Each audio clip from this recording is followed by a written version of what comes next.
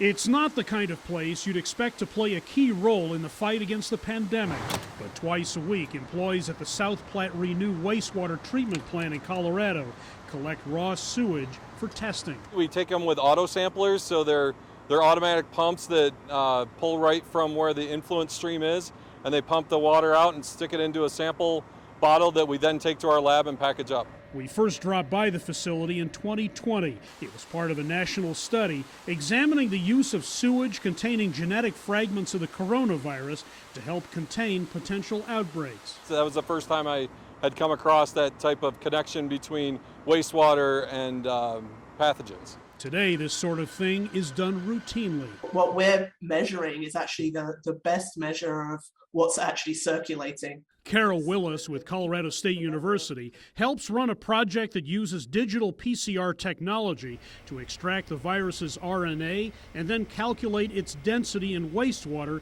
that arrives in its lab. We're able to predict, based on the concentration, whether things are going up or down and getting better or worse, and that helps inform things like what's going to be happening in the hospitals 3 or 4 days from now, rather than waiting until the clinical caseload goes up. Her tests have been quite revealing lately. As the Omicron variant sweeps through the population, it's showing up in high amounts in wastewater.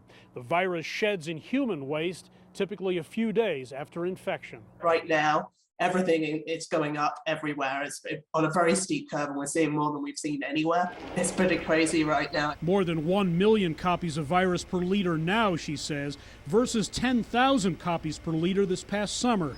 Wastewater is now being collected all over the world, including from sewers in India.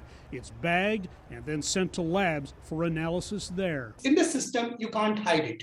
And because you can't hide it, because sporadic testing and asymptomatic infections cause lots of cases to go unreported, this may be the most accurate way of measuring virus spread.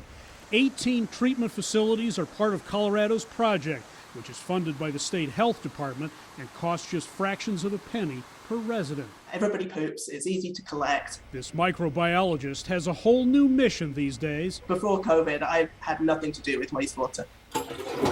Now it's a key tool in getting our arms around the pandemic.